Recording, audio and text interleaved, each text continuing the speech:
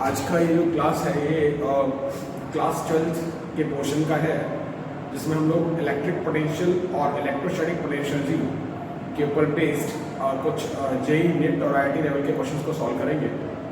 इसमें कुछ क्वेश्चंस तो एचसीबी का है और कुछ क्वेश्चन लेटेस्ट आईआईटी जेई और नेट पैटर्न का है। इसके अलावा इसी तरह का एक और वीडियो नेक्स्ट क्लास में अपलोड किया जाएगा। शुरुआत करते हैं। शुरुआत जो है हम लोग आज करेंगे एससी वर्मा का क्वेश्चन नंबर 59 से। वैसे आप बुक से क्वेश्चन देख भी सकते हैं। क्वेश्चन का लैंग्वेज ये कहता है कि there is electric field E is equal to I AX where A is equal to 10 volt per meter square. If electric potential at 10-20 meter is 0, find the electric field at the origin. Find the electric field at the origin. Question को वैसे आप book से भी आगे consult कर सकते हैं। क्या क्वेश्चन क्या है? आपके पास ये इस तरह का इलेक्ट्रिक फील्ड दिया हुआ है। ऑफ कोर्स इलेक्ट्रिक फील्ड का ऐसा यूनिट 10 मीटर पर मतलब ए का वैल्यू आपको दिया हुआ है 10 वोल्ट पर मीटर स्क्वायर और ये 10-20 पे आपका जो इलेक्ट्रिक पोटेंशियल है वो 0 है और आपको ओरिजिन पे निकालना है। इसमें दो कॉन्सेप्ट्स की जरूरत पड़ेगी। सबसे पहले हमने पढ़ा था dV is equal to minus E dot dr और ऐसे में अगर आप देखें तो आप लिख सकते हैं क्या dV is equal to minus E dot I dx plus J dy plus K dz। यानी कि आपके पास जो dV आएगा वो आएगा माइनस, चूंकि यहां पर E जो है वो Ix के फॉर्म में दिया हुआ है तो यहाँ पे आप क्या लिखना चाहें तो आप लिख सकते हैं क्या I A X डॉट ये रहा I D X plus J D Y plus K D Z। I J और K क्या यूनिट वेक्टर्स हैं along X Y and Z। यानी कि dV का जो वैल्यू आएगा वो कितना आएगा? वो आएगा माइनस AX dx।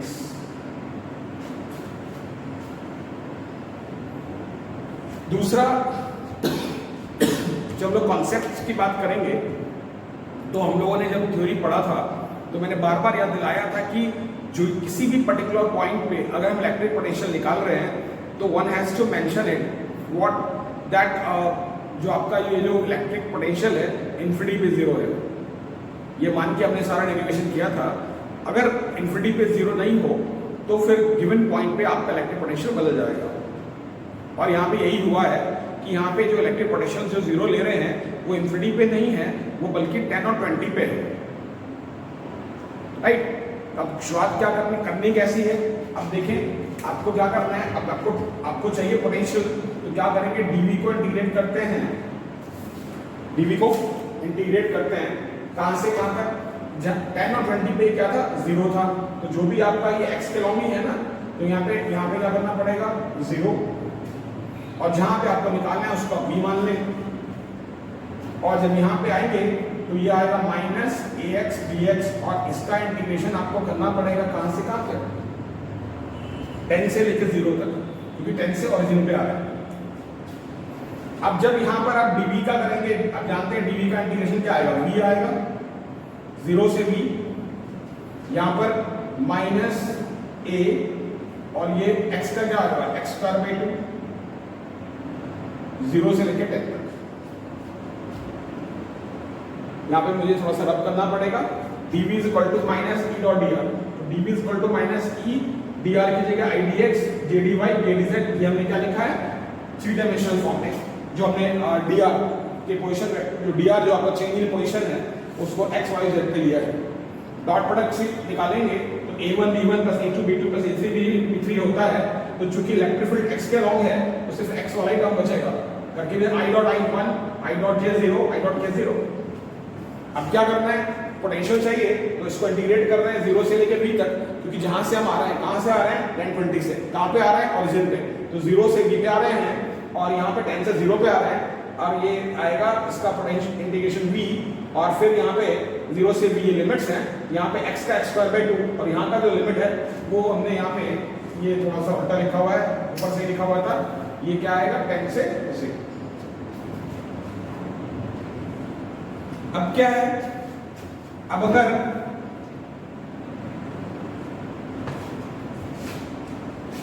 यहां पहुंचे तो v -0 कर सकते हैं, और यहां पे क्या आएगा आपका -a, upper limit minus lower limit, 0 का स्क्वायर माइनस 10 का स्क्वायर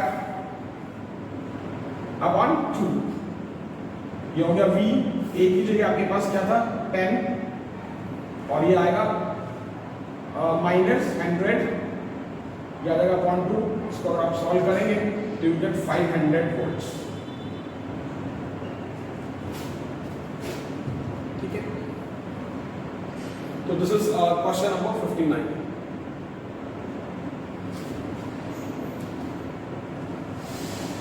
फिर आते हैं क्वेश्चन नंबर 60 पे।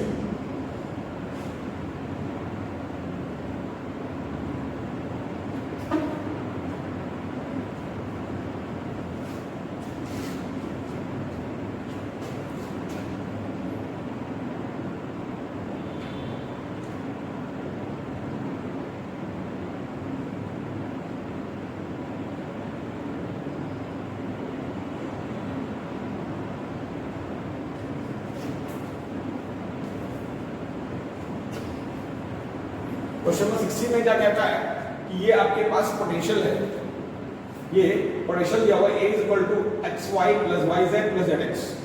ऑब्वियसली पोटेंशियल यूनिट वोल्ट होगा। क्वेश्चन नंबर 60 आप बुक से भी पढ़ सकते हैं। तो given is the potential, given is the potential V = A xy + yz + zx, right. अब कहता है क्या, सबसे पहले फाइंड डायमेंशन ऑफ A। दूसरे में कहता है क्या, give the expressions for electric field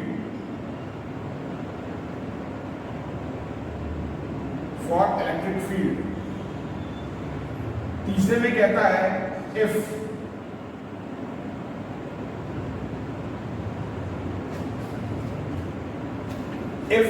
SI if A is equal to 10 SI units,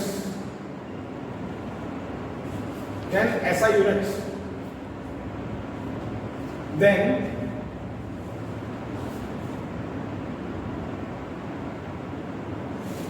find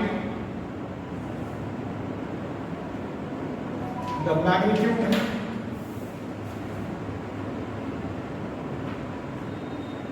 of the electric field. Find the magnitude of the electric field. ये तीन बातें कही गई है। जो पहला जो हिस्सा है वो इनफैक्ट 11th क्लास का बहुत बेसिक टाइप का है। इसमें आपको ए का डायमेंशन निकालना है। याद करें हमने पढ़ा हुआ है क्या, जो डायमेंशन का अलग सवाल है, तो लेफ्ट पे जो क्वांटिटीज हैं और राइट पे उनका डायमेंशन सेम होना चाहिए। और एक प्रिंसिपल ऑफ होमोजेनिटी है जो 11th क्लास में पढ़ा जाता है कि एक क्वांटिटी में दूसरे क्वांटिटी को तभी ऐड कर पाएंगे जब उनका डायमेंशन सेम होगा। जैसे xy में yz और zx तभी ऐड कर पा रहे हैं जो xy का डायमेंशन वही होगा जो yz का होगा, और zx का डायमेंशन वही होगा, और zx का डायमेंशन वही होगा जो इन दोनों का होगा। अब आप जानते हैं पोटेंशियल क्या है, जूल पर कूलम, यानी कि work done per unit charge. तो अगर आप पोटेंशियल के लिए देखें तो work done per unit charge, और आप वर्क डन और पर यूनिट चार्ज में आप लिख सकते हैं I × T। I is current, T is time. अगर आप पोटेंशियल का खुद का यूनिट देखना चाहेंगे, डायमेंशन देखना चाहेंगे पोटेंशियल का डायमेंशन, तो वर्क डन का होता है ml² T - 2 और यहाँ पे I का हो गया A और T का T, इसको अगर आप सॉल्व करेंगे तो ये मिलेगा ml स्क्वायर T माइनस 3। लेकिन हमको तो नीचे IT से भी डिवाइड करना है ना, तो यहाँ पे ये वाला ऊपर जाते ये ml स्क्वायर T माइनस 2 था, तो ये ml स्क्वायर T माइनस 3 और यहाँ पे हमारे पास A वाला टर्म जो है ऊपर चला गया, ये बन गया A माइनस 1। ये आपका डायमेंशन आया पोटेंशियल का। साथ ही यहाँ पर जैसे x y, तो x का डायमेंशन क्या होगा, x क्या पोजीशन है यानी कि लेंथ, तो लेंथ का डायमेंशन l और y का भी डायमेंशन क्या l, तो x y का डायमेंशन क्या हुआ l स्क्वायर, तो l square l square l square सभी का डायमेंशन l स्क्वायर तो हुआ।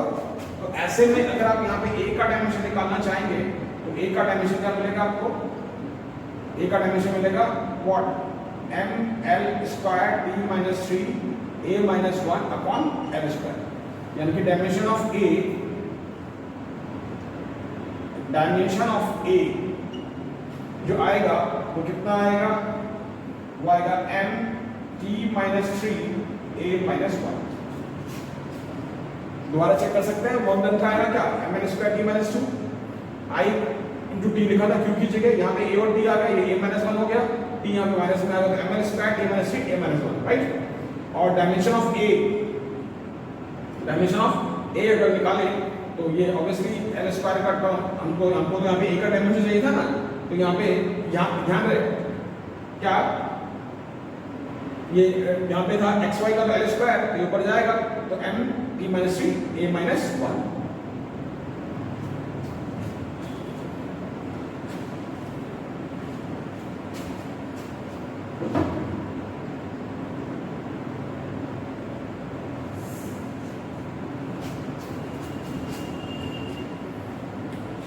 अब आते हैं इसका जो सेकंड पार्ट है, ये बहुत ही ज़्यादा कॉन्सेप्चुअल टाइप का पार्ट है और इसमें इनफैक्ट आपको मैथ्स का एक बहुत अच्छा अप्रोच लगाना पड़ेगा। क्या है ये कॉन्सेप्चुअल पार्ट? एक्चुअली ये पोटेंशियल जो दिया हुआ है आपको, ये एक्स वाई वाई जेड और जेड एक्स के टर्म में दिया हुआ है, राइट। अब करना क्या है, इलेक्ट्रिक फील्ड को निकालना है। तो हमने पढ़ा हुआ है E is equal to minus d by d r, है ना। और यहां पे अगर अलग अलग करें तो आपको क्या क्या लिखना पड़ेगा, जैसे आपको अलोंग x क्या लिखना पड़ेगा, E is equal to minus d by d x लिखना पड़ेगा। y पे क्या लिखना पड़ेगा, E d by d y लिखना पड़ेगा। z पे क्या लिखना पड़ेगा, डी बाई डी जेड। ये सिर्फ minus d by d are का एक फॉर्मेट है जहां पे हम x का अलग ले रहे हैं, y का अलग ले रहे हैं। अब यहाँ पे एक चीज इंटरेस्टिंग है, ये डिफरेंशिएशन का जो पार्ट है एक्चुअली ये मल्टीपल डायमेंशन हो गया। यहाँ पे x का भी हो गया, y का भी हो गया और z का भी हो गया। वेक्टर्स की खास बात है जो बहुत बेसिक है, क्या वेक्टर्स जैसे अगर हम x पे ले रहे हैं, y पे ले रहे हैं, z पे ले रहे हैं, तो x के लॉन्ग जो वेक्टर है उसका y z से कोई कंसर्न नहीं होता है, यानी कि y z के लिए वो कांस्टेंट है। y के लॉन्ग अगर वेक्टर है तो उसका x z के लॉन्ग जो भी वैल्यू कांस्टेंट है। कहने का मतलब ये है कि चूंकि वेक्टर क्वांटिटी है तो वेक्टर क्वांटिटी में एक डायरेक्शन पे जो है उसका असर बाकी दोनों डायरेक्शन पे कांस्टेंट रहता है। जैसे कैसे आजकल की फैमिली बहुत न्यूक्लियर है, अगर मान लें किसी फैमिली में 3 मेंबर्स हैं, ए बी और सी, ए को कुछ हो जाए बी और सी हिलने वाले नहीं, बी को कुछ हो जाए ए और सी नहीं हिलने वाले, सी को कुछ हो जाए और ए और बी नहीं हिलने वाले। कुछ ऐसे डिफरेंशिएशन आपको यहाँ पे भी करना पड़ेगा, यानी कि जब आप x के रिस्पेक्ट में डिफरेंशिएट कर रहे होंगे तो y और z का जो कंपोनेंट है वो कांस्टेंट होगा। y के डिफरेंशिएट y के हिसाब से जब कर रहे होंगे तो x और z का कंपोनेंट कांस्टेंट होगा, और z के हिसाब से करेंगे तो x और y का कंपोनेंट कांस्टेंट होगा। That means vector in a particular direction is not going to be affected by the vectors along the other two direction. ये इसका बेसिक प्रिंसिपल है। दोबारा याद दिला रहे हैं, वेक्टर क्वांटिटी है तो ऐसे में क्या है, अगर मान लें आप x के लॉन्ग अगर वेक्टर का कंपोनेंट ले रहे हैं तो that is not going to be affected by y and z, y is not going to be affected by x and z, and z is not going to be affected by x and y। Example दिया ना मैंने कहा अगर मान लें 3 persons हैं और आजकल न्यूक्लियर फैमिली का जमाना है, कोई किसी के बारे में बॉदरेशन नहीं है, कोई चिंता नहीं है। अगर a को कुछ हो जाए तो b और c को कोई मतलब नहीं है, b को कुछ हो जाए तो a c को कोई मतलब नहीं है, c को कुछ हो जाए a b को कोई मतलब नहीं है। यानी कि अगर आप यहाँ पे इलेक्ट्रिक फील्ड निकालना चाहें, along x, along x। तो इस टर्म को जो डिफरेंशिएट करेंगे क्या करेंगे, minus d v d x, minus तो रहना ही है, तो हम पहले ही फॉर्मूले में पढ़ चुके हैं। तो इस केस में क्या आएगा, आपके पास माइनस ए तो रहेगा ही रहेगा। अब जब आप इसको डिफरेंशिएट करें एक्स और एक्स वाई को, तो यहाँ पे वाई क्या रहेगा, कांस्टेंट, और एक्स का डिफरेंशिएशन 1, यानी कि आपको यहाँ पे क्या लिखना पड़ेगा, वाई प्लस जब वाई जेड पे लेंगे तो यहाँ पे वाई जेड तो एक्स के लिए कांस्टेंट हो गया ना, तो उसका डिफरेंशिएशन क्या हो गया, 0। जेड एक्स पे लेंगे तो एक्स का क्या हो जाएगा, 1, और जेड का, जेड तो कांस्टेंट है ना। आप जानते हैं कांस्टेंट इनटू वेरिएबल में जो डिफरेंशिएशन है वो किसका है, कांस्टेंट का है, वेरिएबल का नहीं। कांस्टेंट वेरिएबल डिफरेंशिएशन किसका है, वेरिएबल का, कांस्टेंट का नहीं। तो यहाँ पे अगर एक्स वाई में अगर आप क्या कर रहे हैं, y कांस्टेंट ले रहे हैं तो x को डिफरेंशिएट कर रहे हैं, y z कांस्टेंट था तो या तो पूरा टर्म ही कांस्टेंट है, कांस्टेंट टर्म का डिफरेंशिएशन 0। यहाँ पे फिर z x है तो z कांस्टेंट है, x वेरिएबल है, तो x का डिफरेंशिएशन 1 और z वैसे ही रहेगा, और आप इसको क्या लिख पाएंगे, i कैप। इसी तरीके से आप करते जाएं, कैसे, अगर e y में जाएंगे तो यहाँ पे a ऐसे रहेगा, y के लिए क्या आ गया, z, और यहाँ पे क्या आ गया, x। फिर अगर आप z पे जाएंगे तो यहाँ पे क्या आ जाएगा x, यहाँ पे क्या आ जाएगा y। ये हो गया आपका j कैप, ये हो गया k कैप। आप खुद भी कर सकते हैं, अगर y के रिस्पेक्ट में डिफरेंशिएट करते हैं तो यहाँ पे क्या आएगा, x तो हट गया, यहाँ पे x क्या है, x तो रहेगा, और y का क्या हो जाएगा, 1, वहां पे x लिखा हुआ है मैंने। y z में क्या होगा, z तो रहेगा, y का क्या हो जाएगा, 1, वो लिखा है, y लिखा है, ये x लिखा है ना। और कैसे इसको किसके डिफरेंशिएट कर रहे हैं, एक्स वाई। तो एक्स वाई में क्या हुआ हमारा, एक्स वाई में जो डिफरेंशिएशन हम लोगों ने किया तो यहाँ पे आपका क्या है, y कांस्टेंट है तो x का हो गया 1। फिर क्या हुआ, यहाँ पर yz जो था वो क्या था, कांस्टेंट था, yz क्या था, कांस्टेंट था, तो इस कांस्टेंट आपका डिफरेंशिएशन 0। zx में क्या हो गया, zx में आपका x का हो गया 1 और ये बचा हुआ है z, राइट। अब अगर आप यहाँ पे आते हैं y के रिस्पेक्ट में, यहाँ पे अगर आप आते हैं y के रिस्पेक्ट में, तो y के रिस्पेक्ट में जब आप इसको डिफरेंशिएट करेंगे तो क्या करेंगे, यहाँ पे x होगा कांस्टेंट, y का हो जाएगा 1, राइट। तो ये हो जाएगा आपको कितना, यहाँ पे ये अपने x का लिखा हुआ है,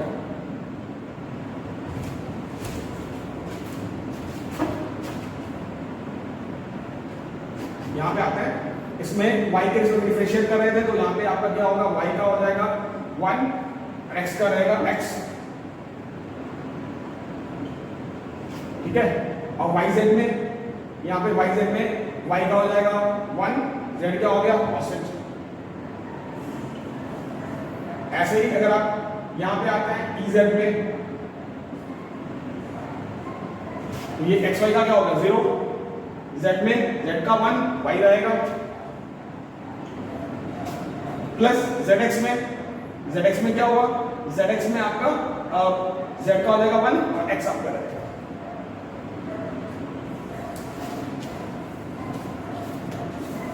राइट।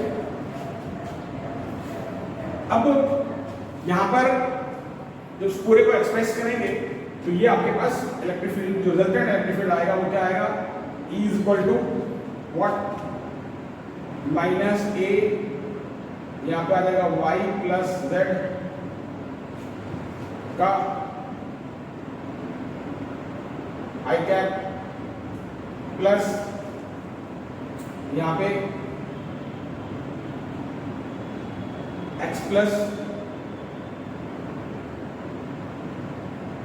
z, यहाँ पे आ जाएगा x प्लस z का j कैप, फिर यहाँ पे y प्लस x का, ये आपका इलेक्ट्रिक फील्ड का एक्सप्रेशन है। अब दोबारा आपको याद दिला दें, ये कहा गया था कि अगर आप जैसे x के रिस्पेक्ट में डिफरेंशिएट कर रहे हैं तो आपको क्या करना पड़ेगा, x के रिस्पेक्ट में डिफरेंशिएट करेंगे तो y और z को कांस्टेंट लेना है, तो यहाँ पे x और y में क्या है, आपका x को डिफरेंशिएट करना पड़ेगा, y कांस्टेंट रहेगा, है ना, तो y रह गया, x का 1 हो गया, वाई जेड में इसका 0 हो गया। जेड एक्स की जब बारी आई तो जेड एक्स में क्या हुआ, जेड एक्स में आप एक्स का 1 हो गया और जेड का जेड कर गया। यहाँ पर जब आपने क्या किया, वाई के रिस्पेक्ट में डिफरेंशिएट करना था तो वाई का हो गया 1 और आपके पास एक्स का टर्म रह गया। यहाँ पे वाई जेड में वाई का हो गया 1, जेड का टर्म रह गया। जेड एक्स तो 0 हो गया क्योंकि आप y के रिस्पेक्ट में डिफरेंशिएट कर रहे हैं। फिर यहाँ पे क्या कर रहे हैं, z के टर्म्स में आएंगे तो x y 0 हो गया, यहाँ पे y रहेगा, z का 1 हो जाएगा और यहाँ पे zx में z का 1 और x का टर्म आपके पास रह जाएगा। तो इस ढंग से ये, हालांकि जो इस टाइप का जो डिफरेंशिएशन है वो इनफैक्ट बायोलॉजी के लिए बहुत काम का नहीं है, लेकिन आइडिया होना चाहिए। एम्स वगैरह एग्जाम में ऐसा क्वेश्चन आ सकता है। जेई और आईआईटी के लिए कोई बड़ी बात नहीं है, क्वेश्चन बहुत आने वाला क्वेश्चन।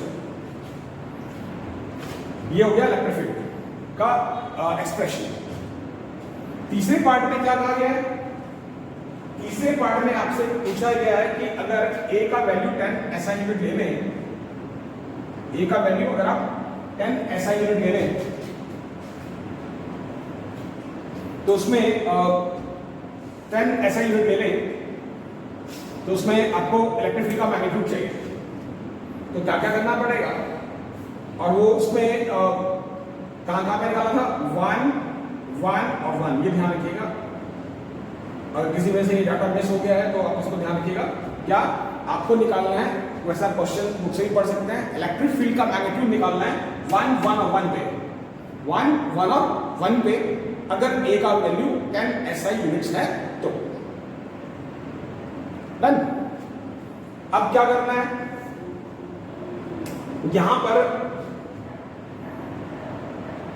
आप देखें तो E इज इक्वल टू क्या आएगा, ए की जगह तो लेना था 10 और y और z, y और z दोनों 1 है ना, तो 1 + 1 कितना होगा 2, तो 2i कैप। x + z में भी 2 क्या आएगा 2j कैप, फिर यहां पे आएगा 2k कैप, जो 1 1 था ना सारा, यानी कि E is equal to what -10 और यहां पे आपके पास ये आएगा क्या कहते हैं सिंपल, इस स्टेप को रिपीट करने की जरूरत नहीं है। यहां पे आ गया 2i cap + 2j cap + 2k cap. अब जहां तक सवाल है मैग्नीट्यूड निकालने का, यहां पे अगर हम मैग्नीट्यूड निकाल लें तो ये जो आपका जो वैल्यू है, क्या magnitude of what, magnitude of 2i + 2j + 2k cap है ना, ये कितना आएगा, ये आएगा 2√3, ये आएगा 2√3,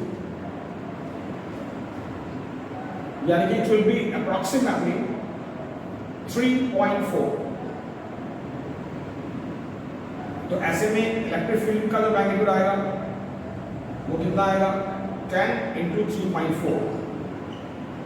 इनफैक्ट और आगे बढ़ जाएंगे तो 3.46 तो 34.6 या अप्रॉक्सीमेटली 35 न्यूटन पर। ठीक है, तो कुल मिला के ये क्वेश्चन नंबर 60 है। बेसिक अप्रोचेस में ये वाला हमको फॉलो करना था, क्या कि चूंकि ये वेक्टर क्वांटिटी है तो वेक्टर्स की स्पेशलिटी है कि अगर किसी एक पर्टिकुलर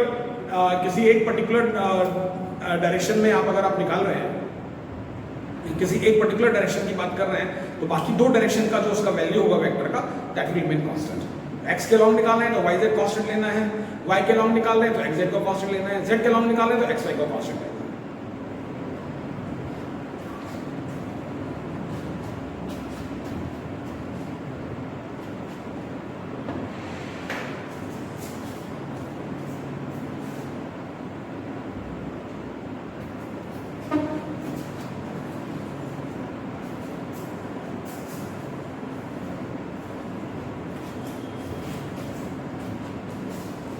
अब आते हैं क्वेश्चन नंबर 64 में।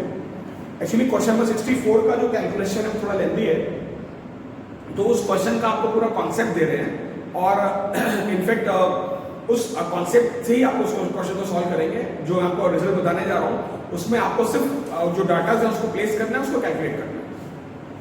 तो कैलकुलेशन में I don't want to waste time, main है कि आपको उसका अप्रोच मुझे बताना है। अब जो क्वेश्चन है, वैसे क्वेश्चन आपको सुना दे रहा हूँ। उस क्वेश्चन में क्वेश्चन 64 आप लोग खोल के देखेंगे तो उसमें मालूम चलेगा कि उसमें आपको दो प्लेट्स के बीच इलेक्ट्रिक फील्ड दिया हुआ है और इलेक्ट्रिक फील्ड का डायरेक्शन अपवर्ड डायरेक्शन में दिया हुआ है। फिर आपसे पूछा जा रहा है क्या कि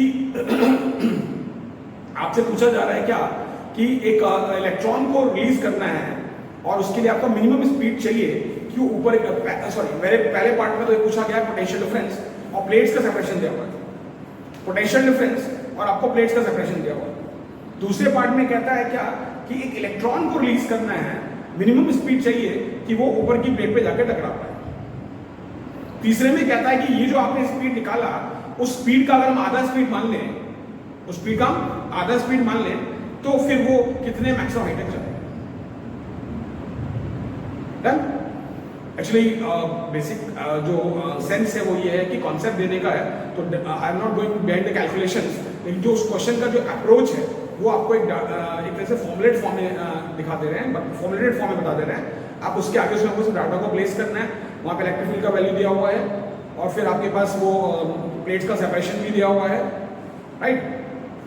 और साथ में कहते हैं ये बाकी जो है आपको कैलकुलेशन करना है। क्या पहले आपको पोटेंशियल डिफरेंस निकालना है, फिर आपको क्या कहते हैं वहाँ पे मिनिमम स्पीड बताना है कि कितनी स्पीड से इलेक्ट्रॉन को छोड़े कि वो ऊपर की प्लेट पे आकर टकरा जाए, और फिर आपको तीसरे हिस्से में अगर हम उसी इलेक्ट्रॉन को हाफ द स्पीड से छोड़ें, और एक चीज और है इसमें, half the speed, in fact half the speed क्या है, उसको 60 डिग्री पे छोड़ रहे हैं, वो जो इलेक्ट्रॉन है उसको 60 डिग्री पे छोड़ रहे हैं विद द इलेक्ट्रिक फील्ड, तो वो कितने हाइट तक जाएगा। तो मैंने हाफ द फील्ड इसलिए बोला क्योंकि अगर आप उसका वेलोसिटी का कंपोनेंट लेंगे तो cos 60 1/2, then means what, there are two opposite charge plates having the electric field। आप कैसे इसको क्वेश्चन के फॉर्म में लिख लें, मैं डाटा नहीं लिख रहा हूँ, क्वेश्चन के फॉर्म, उसको एक कॉन्सेप्ट को क्वेश्चन के फॉर्म में लिखा दे रहा हूँ। there are two charge plates, there are two charge plates with the electric field in the upward direction। If the separation is small d and the electric field E, electric field has the magnitude E. If the separation is small d and electric field has the magnitude E, at what angle, with what minimum speed, the electron has to be released so that it reaches to the upper plate. And in the second case is what? If the electron is released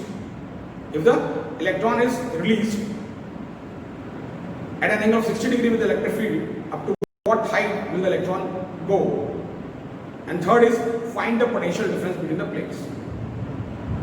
Then there are two charge plates with the electric field in the upward direction. The separation with the plates being small d, and electron with what minimum speed an electron has to be released so that it reaches the upper plate. Second one is what, if the electron is released at an angle of 60 degree with electric field, up to what maximum height the electron can reach. And third one is what, find the potential difference between the plates. ये जो वो particular question है उसको मैंने एक formulated form में देने की कोशिश की है। वैसे वहाँ पे जो है वो आपको इलेक्ट्रिक फील्ड का वैल्यू भी दिया गया है, सेपरेशन विद द प्लेट्स भी दिया गया है क्वेश्चन 64 में, और साथ में पहले ही पार्ट में पोटेंशियल डिफरेंस पूछ लेता है। मैंने यहाँ पे थर्ड पार्ट में पोटेंशियल डिफरेंस लिखा है।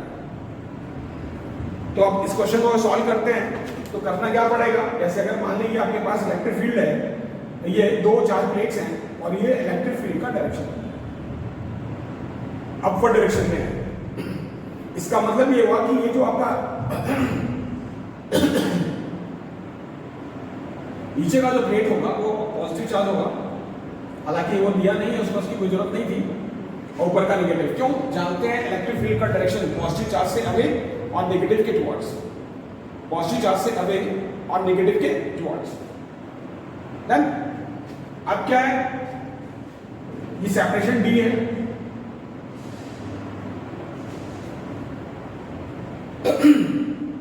यहाँ पे ग्रेविटी के बारे में कुछ बोला नहीं गया है, तो ग्रेविटी को हम नेगलेक्ट कर रहे हैं, वरना हमको एक्सेलरेशन टू ग्रेविटी भी कंसिडर करना पड़ता है।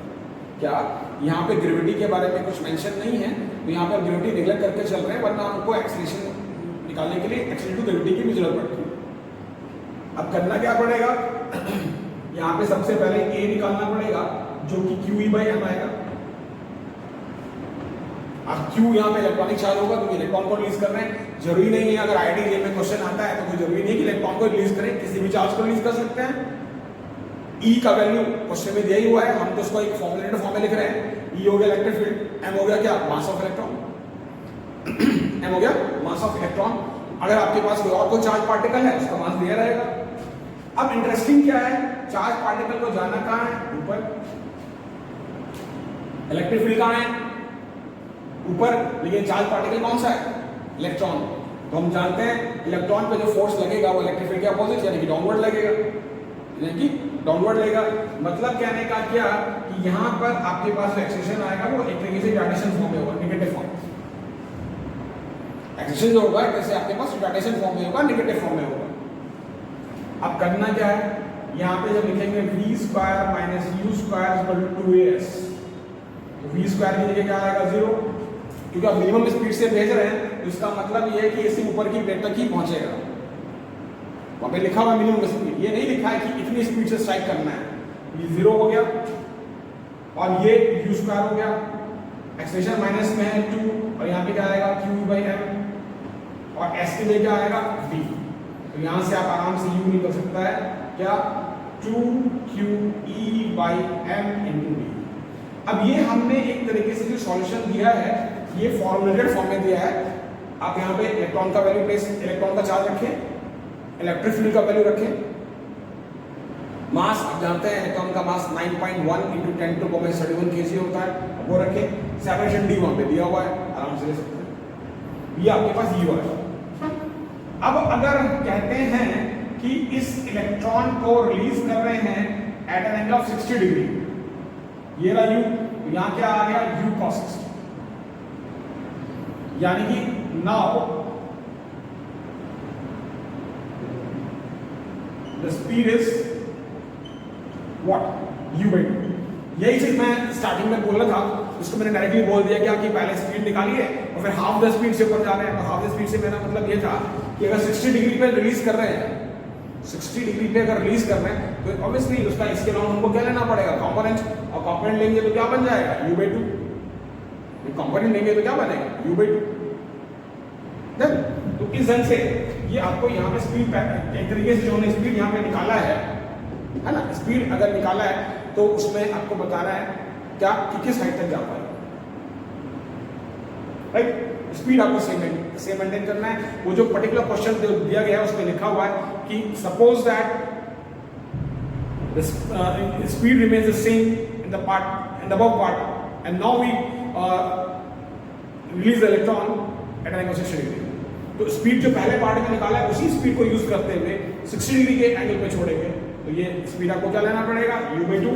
और जब आप यहाँ पे कैलकुलेशन करेंगे सब कुछ वैसे ही रहेगा, v² - u² = 2as, ये माइनस में रहेगा, v को आपको 0 करना पड़ेगा, v आपको 0 करना पड़ेगा, राइट, क्योंकि आप कितने मैक्सिमम हाइट तक जा रहे हैं। तो हाईएस्ट पॉइंट पे तो स्पीड 0 हो गया ना, और यहाँ पे फिर ये हो गया -2 v = 0, ये हो गया। अब की बार आपके पास u क्या लेना है, U/2, है ना, ये तो फॉर्मूला लिखा है ना मैंने, v² - u² को 2s, ये तो फॉर्मूला लिखा है, तो v को क्या लेना है, 0 लेना है, और u की जगह लेना है यहाँ पे U/2, तो u² by 4 -2, a की जगह लेना है QE/m, और यहाँ पे s की जगह आप s लिख लें, s लिख लें, कुछ भी लिख लें, तो यहाँ से आप s निकाल सकते हैं।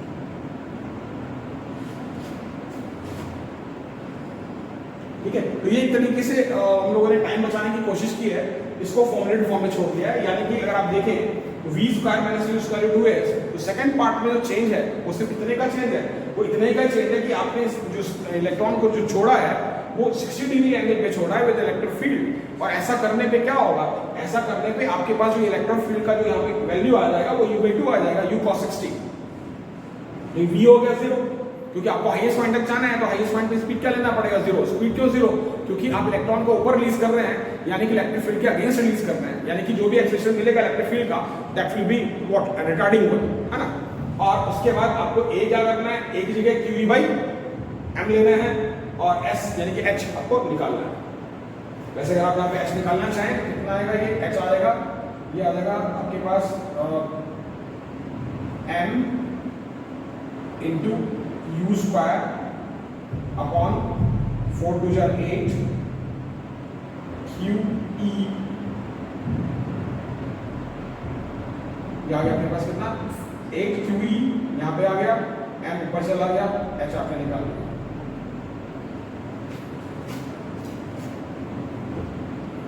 जहां तक सवाल है थर्ड पार्ट का, तो इट्स क्वाइट इजी, हम पहले से पढ़ते आ रहे हैं, क्या पढ़ते आ रहे हैं, E is equal to minus dv/dr। तो ऐसे में क्या आएगा, dv is equal to minus dvr, dv is equal to minus dvr। Obviously यहाँ पे जो dr है वो किसके बराबर लेना पड़ेगा, d के बराबर। वैसे वहां पे प्लेट्स जो क्वेश्चन नंबर 64 है, प्लेट का सेपरेशन दिया हुआ है, तो वहां से आप dr का वैल्यू आराम से निकाल सकते हैं, ये पोटेंशियल डिफरेंस का वैल्यू निकाल सकते हैं, ठीक है।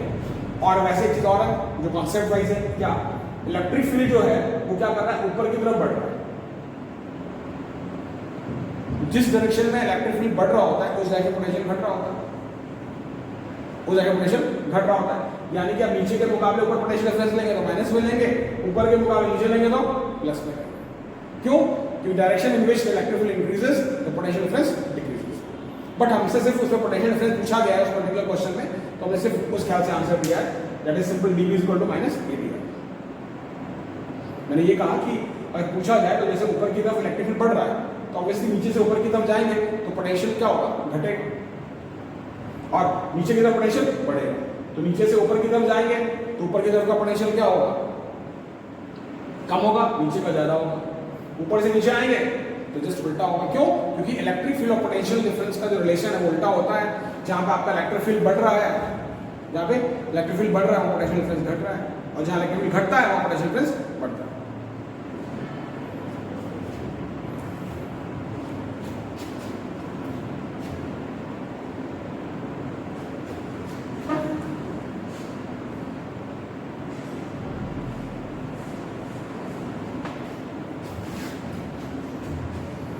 फिर इसके बाद आते हैं क्या, इसके बाद दो क्वेश्चंस और हैं जो इनफैक्ट एससीबी से बाद का है, लेकिन ये जेई और आईआईटी के लिए बहुत इंपॉर्टेंट क्वेश्चन है। इनफैक्ट नीट वगैरह में भी कभी कभी अगर लेवल का क्वेश्चन आया तो इस टाइप का आ सकता है, कोई बहुत बड़ी बात नहीं है। क्वेश्चन क्या है, देखिए, there are 4 charges small q each at the corners of a square of side small a. The square is placed in YZ plane with the center of the square being at the origin. With the center of the square being at the origin. A fifth charge is moved from minus x to plus x on x-axis. Which of the graph represents the variation of potential energy with x?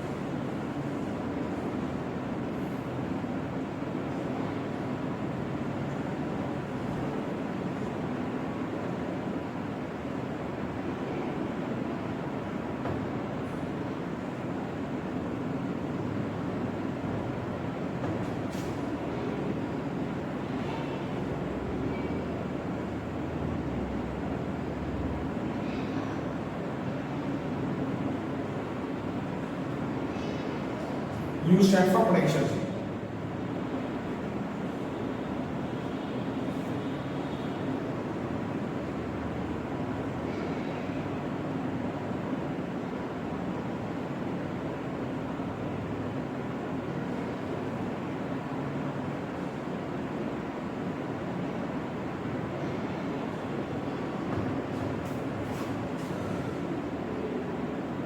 Right, अब देखते हैं इसमें करना क्या है।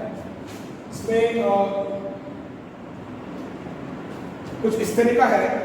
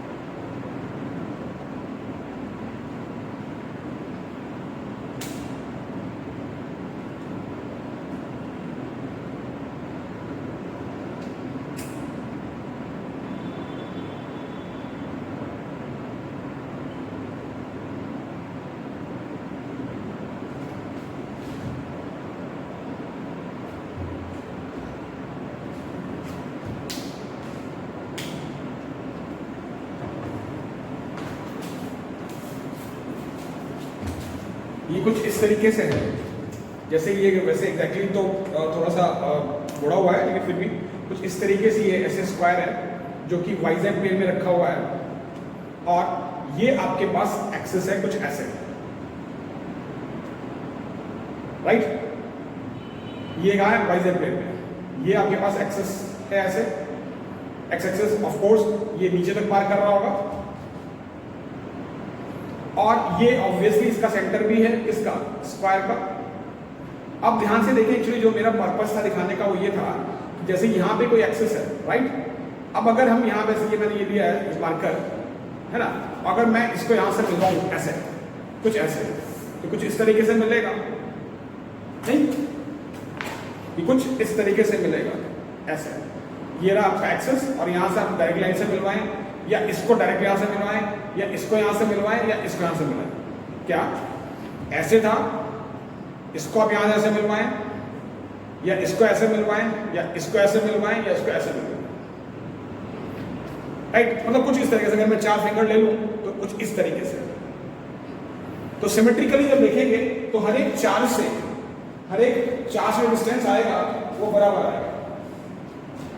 हर एक 4 से distance बराबर, क्या मतलब, ये रहा स्क्वायर, ये रहा ऑरिजिन, ये रहा एक्सिस, यानी कुछ इस तरीके से एक्सिस पास कर रहा है ऐसे। फिर क्या हुआ, ये ऑरिजिन से हमने यहाँ पे जोड़ दिया इसको। ऑब्वियसली स्क्वायर का अगर ये सेंटर है तो ये डायगोनल का आधा होगा, यानी कि a√2 का हाफ होगा, और ये हमने ऑरिजिन से x पे ले लिया है पॉइंट, और यहाँ पे इसको हमने r मान लिया।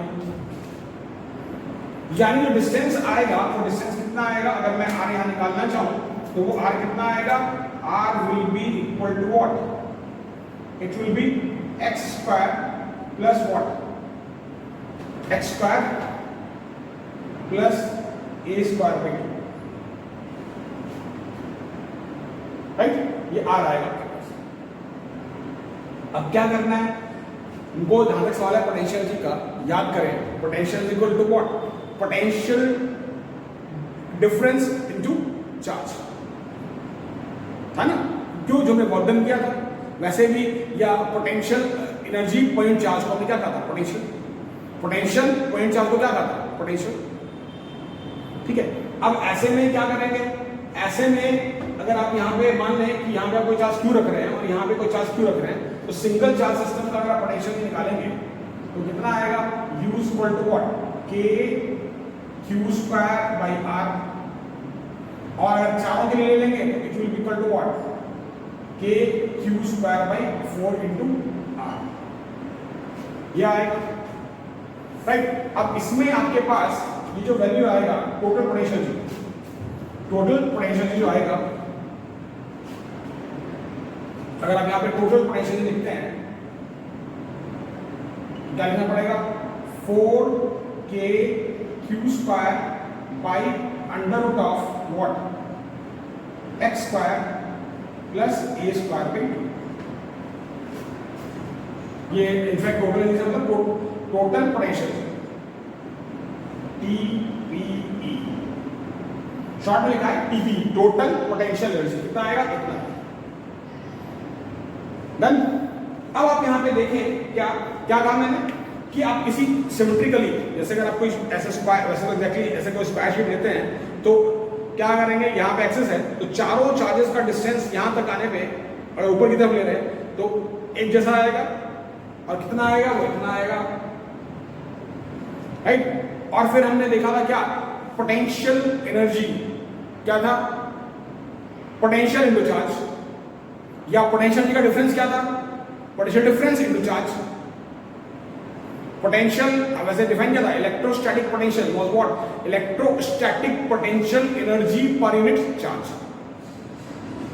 यानी कि अगर आप गिवन इलेक्ट्रोस्टैटिक पोटेंशियल को चार्ज से मल्टीप्लाई कर दें तो क्या मिलेगा, इलेक्ट्रोस्टैटिक पोटेंशियल एनर्जी।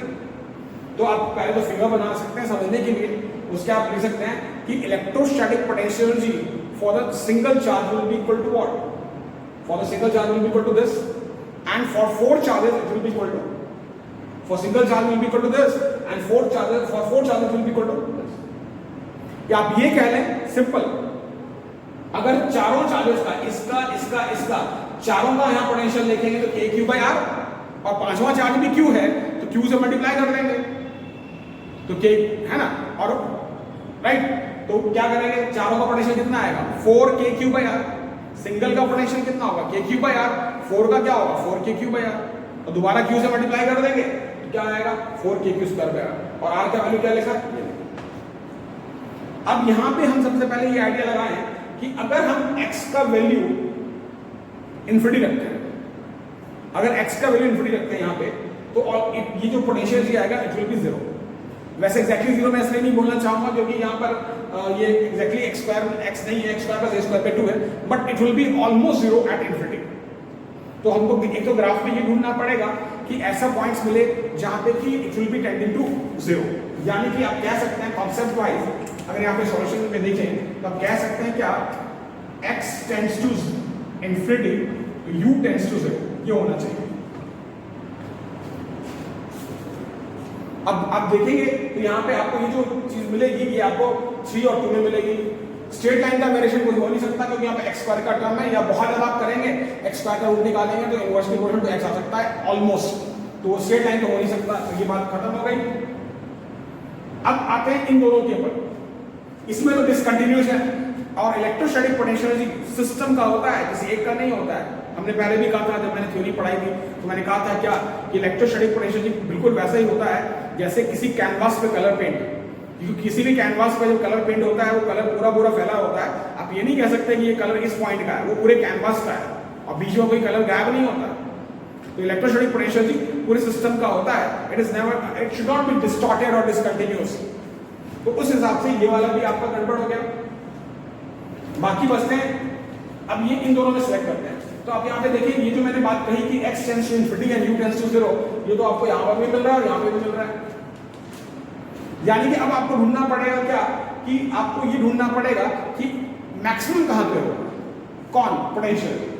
तो आप इसके आगे मुझे रब करना पड़ेगा, आप इसको कॉपी कर लें या अगर आप चाहें तो बाद में रिवाइंड करके भी ले सकते हैं। अब देखें यहां पर अगर आप चाहते हैं कि ये पोटेंशियल जी मैक्सिमम हो, तो मैक्सिमम का मतलब ये जो पर्टिकुलर डिस्टेंस है आपका कौन सा, ये x square plus A square by 2। वैसे तो यहाँ पे 4k क्यू स्क्वायर तो सारा कांस्टेंट ही हो गया ना, तो वेरिएबल टर्म कौन सा ये वाला, तो इसका जो डिफरेंशिएशन है, इसका जो डिफरेंशिएशन है that should be equal to what, 0। जब इसको डिफरेंशिएट करने की बात आएगी तो यहाँ पे पावर को उतारेंगे, पावर में कम करेंगे, तो ये टू द पावर -1/2, उसको फिर यहाँ नीचे लिख देते हैं, और साथ में x स्क्वायर का क्या आ जाएगा 2x, this should be equal to 0। वैसे बायो वाला थोड़ा टिपिकल हो सकता है, लेकिन जेई और निट के लिए तो ये जेई और आईटी के लिए बहुत इंपॉर्टेंट क्वेश्चन है, याद रखें। इसका जब आया तो पावर को उतारा, पावर में कम किया, -12 वो नीचे आ गया, -12 का मतलब क्या 1/2 वो नीचे आ गया, और उसके बाद फिर क्या होगा, यहाँ पे x स्क्वायर का 2x और है। अब जब इस टर्म में जाएंगे, जब इस टर्म में जाएंगे तो क्या होगा, इस टर्म में आप देखें इसमें नीचे वाला टर्म तो 0 हो नहीं सकता, क्योंकि यहाँ पे a स्क्वायर में 2 तो हमेशा ही रहेगा, यानी कि जो 0 बनने का चांस बनता है वो किसका बनता है 2x, तो 2x इक्वल्स टू 0, इसका मतलब x इक्वल्स टू व्हाट 0। यानी कि आप लिख सकते हैं for potential energy to be maximum, for potential energy to be maximum differentiation of this term should be 0। क्यों, अल्टीमेटली डिपेंड किस पे कर रहा है, पोजीशन पे ना, चार्जेस तो q और q तो वही है, तो उस पोजीशन के टर्म का डिफरेंशिएशन क्या कर दिया 0 कर दिया, this term differentiation of this term should be 0। इसको डिफरेंशिएट करके यहाँ पे लाए, इसमें क्या होगा, ये वाला टर्म 0 हो नहीं सकता, 2x इक्वल टू 0, तो x इक्वल टू 0, यानी कि x इक्वल टू 0 की जब बात करेंगे, यानी जब ओरिजिन की बात करेंगे तो वहां पोटेंशियल एनर्जी क्या होना चाहिए मैक्सिमम। तो उस चीज को जो जस्टिफाई करता है वो ये ग्राफ नंबर 2 जस्टिफाई करता है। अब ये बहुत सारी बढ़िया बढ़िया बुक्स हैं जिन बुक्स की कीमत 900, 1000, 1200 रुपए है, वो लोग सीधा लिख देते हैं क्या, एक आंसर उन्होंने लिख दिया ऑप्शन 2 और ब्रैकेट में लिख दिया potential energy will be maximum at the origin, लेकिन वो पोटेंशियल एनर्जी ओरिजिन पे मैक्सिमम क्यों है वो जस्टिफाई करना बहुत जरूरी होता है। और पोटेंशियल एनर्जी इन्फिनिटी पे 0 होगा, वो तो फिर भी टेंस टू बी, क्योंकि वहाँ पे फॉर्मूले से पता चल जाता है, नीचे x स्क्वायर का टर्म था, और वैसे भी स्टैंडर्ड फॉर्म में जब तक मेंशन नहीं है, तो हमने थ्योरी में पढ़ा हुआ था कि जो इलेक्ट्रोस्टैटिक पोटेंशियल एनर्जी है या कोई भी जो पोटेंशियल एनर्जी है उसको इन्फिनिटी पे कन्वेंशनली 0 लेते हैं। अगर इन्फिनिटी पे 0 नहीं है तो किसी पर्टिकुलर पॉइंट पे वो पोटेंशियल एनर्जी चेंज कर सकता है, ठीक है। फिर एक और क्वेश्चन देखते हैं,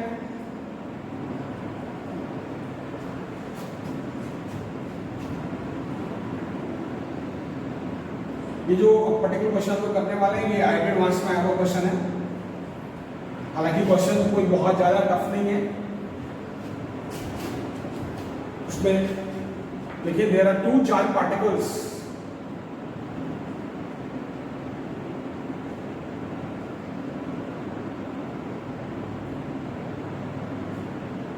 each having charge q are connected to the ends of the spring of force constant K. Spring of force constant K.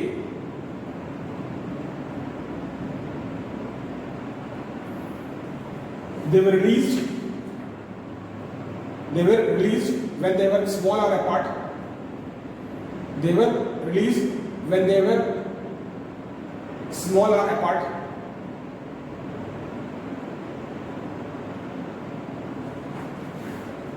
When they were small r apart, and the maximum extension in the spring was small r, the force constant will be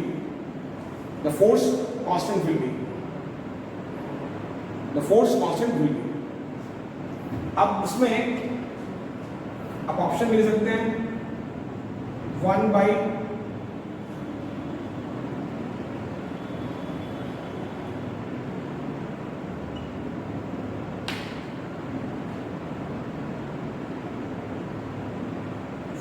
q square by 4 pi epsilon r,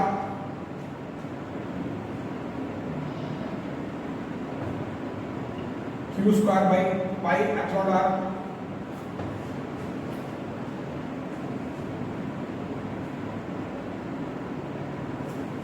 q square by 2 pi epsilon r नानी।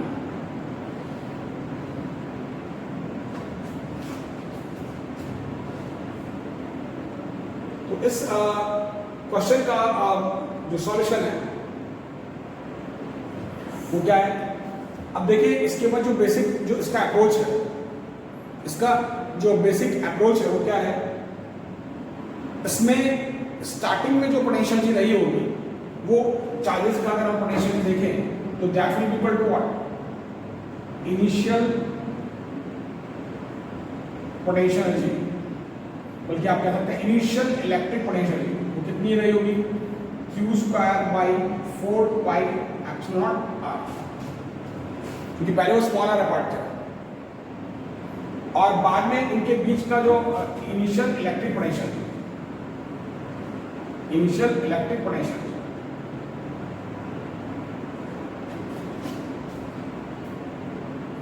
बाद में जो इनके पास जो potential रही होगी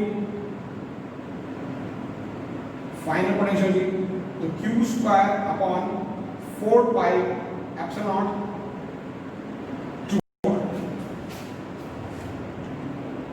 Q square by 4 pi epsilon 2। अब आते हैं कंजर्वेशन ऑफ एनर्जी पे। अगर हम यहां पे देखें क्या, अच्छा फिर आप कह सकते हैं एक चीज और है, initial elastic potential energy of spring वो क्या रहा होगा? 0। और फाइनल क्या रहा होगा? वो रहा होगा half k r square, half k r square, क्योंकि जो उसमें एक्सटेंशन आया वो कितने का आया? आर का है।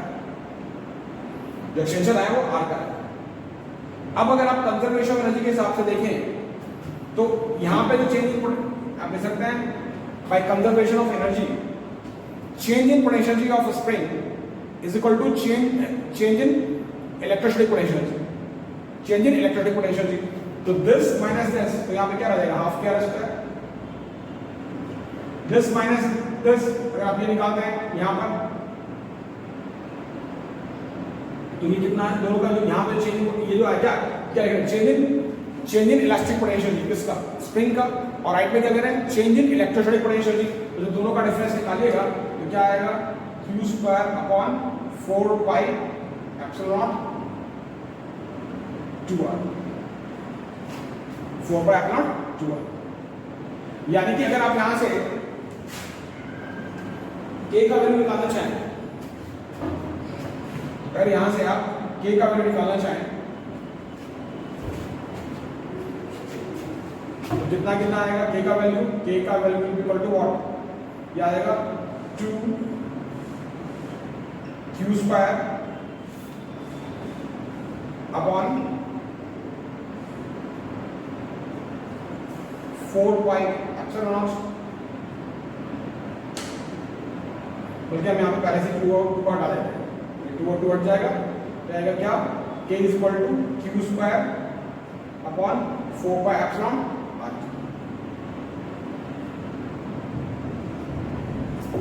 ये आपका स्प्रिंग कांस्टेंट का वैल्यू या फोर्स कांस्टेंट का वैल्यू आएगा। कैसे आएगा? शुरुआत में जो आपके पास इलेक्ट्रोस्टैटिक पोटेंशियल था वो कितना था? Q by 4 pi epsilon r। बाद में क्या हो गया? Q square upon 4 pi epsilon 2r, क्योंकि जब पोटेंशियल की बात आएगी तो K Q1 Q2 by r, where K stands for 1 by 4 pi epsilon. मैंने यहाँ पे K नहीं लिखा है क्योंकि ऑलरेडी स्प्रिंग कांस्टेंट को K मान रहे थे, तो दोनों का जो चेंज आया वो इतने का आया। और इसी तरीके से स्प्रिंग जो है वो r से खींचा था, तो स्प्रिंग का पोटेंशियल कितना आया? Half k r square. तो जब इसको सॉल्व करेंगे तो ये आपके पास आएगा K is equal to Q square upon 4 pi epsilon r। तो इसमें से कोई भी आपका ऑप्शन मैच नहीं करता, राइट? कोई जरूरी नहीं है कि आपसे K पूछे, आप यहाँ से अगर आप चाहे तो Q को निकाल सकते हैं K के टर्म्स में, आप चाहे तो R को निकाल सकते हैं K और Q के टर्म्स में। लेकिन जो इसका बेसिक अप्रोच था वो यही था कि स्टार्टिंग में जो भी था, चूंकि स्टार्टिंग में वो अनकम्प्रेस्ड स्टेट में था, तो अनकम्प्रेस्ड स्टेट में जो भी एनर्जी वहाँ पे कोई पोटेंशियल होने का मतलब नहीं है। ये अनस्ट्रेच स्टेट में था, तो अनस्ट्रेच स्टेट में अनस्ट्रेस स्टेट में चेंज होने का कोई पोटेंशियल का चेंज होने का कोई मतलब नहीं था, पोटेंशियल होने का कोई मतलब नहीं था। और जब अनस्ट्रेस स्टेट से जब स्ट्रेस स्टेट में पहुंच गए, क्यों? चार्जेस रिपेल करेंगे तो खिंचेगा। तो स्ट्रेस स्टेट में जो है आपके पास जो दिया हो कितना दिया हो, आर दिया हुआ है, तो वो पोटेंशियल जी हाफ के आर स्क्वायर हो गई। यानी कि शुरू में वो अनस्ट्रेस था या मतलब कह लें फ्री स्टेट में था, यानी कि स्प्रिंग अपने नेचुरल लेंथ में था, तो उसका जो पोटेंशियल जी शुरुआत में क्या रहा होगा? जीरो रहा होगा। किसका? स्प्रिंग का। बाद में वो खींचा रिपल्शन के कारण तो पोटेंशियल जी आ गया। और शुरुआत का जो पोटेंशियल जी था, इलेक्ट्रोस्टैटिक पोटेंशियल जी, उसमें आपको सेपरेशन स्मॉल आर लेना पड़ेगा। बाद में वो कितना हो गया? 2r, क्योंकि स्मॉल आर से छोड़ ही रहे थे और स्मॉल आर तक का मैक्सिमम वो था, एक्सटेंशन था, मैक्सिमम एक्सटेंशन था। तो कुल मिला के इस से आपके पास जो पोटेंशियल जी का चेंज आएगा, इलेक्ट्रोस्टैटिक पोटेंशियल जी का और जो स्प्रिंग का, दोनों को इक्वेट करके आप निकाल सकते हैं। आपकी इच्छा है, अगर आप इसको ऑब्जेक्टिव फॉर्म में चेंज करें तो आप यहाँ से क्यों निकाल सकते हैं, आपकी इच्छा है यहाँ से आर को निकाल सकते हैं, मतलब कोई भी एक टर्म बाकी दो टर्म के रिस्पेक्ट में आप निकाल सकते हैं। ये कुछ क्वेश्चन था, कुछ इस तरह का क्वेश्चन अगले क्लास में और अपलोड किया जाएगा और उसके बाद फिर लोग स्टार्ट करेंगे क्या, दो टॉपिक्स हमको बढ़िया से पढ़ना है। एक तो पढ़ना है इक्विपोटेंशियल सर्फेसेस के बारे में जो बोर्ड्स के लिए बहुत इंपॉर्टेंट है, और इक्विपोटेंशियल सर्फेसेस के बाद हमको दूसरा जो हमको पढ़ना है वो स्पेशली स्फेरिकल शेल के पोटेंशियल के बारे में पढ़ना है। स्फेरिकल शेल वैसे इस बार कोर्स से हटा दिया गया है, उसका electric field to spherical shell हटा दिया गया है, लेकिन IIT JEE और NET के लिए बहुत इंपॉर्टेंट टॉपिक है। तो शेल के पोटेंशियल को हम अलग से डिस्कस करेंगे, क्योंकि उसके ऊपर JEE में भी और NET में भी कई बार क्वेश्चन आता है अर्थिंग को लेके, कई बार आता है चार्ज डिस्ट्रीब्यूशन को लेके। तो अगले क्लास में हम लोग कुछ और क्वेश्चन देखेंगे इस तरह के क्वेश्चन को, फिर आएगा इक्विपोटेंशियल सरफेस, फिर आएगा आपका स्फेरिकल शेल का पोटेंशियल।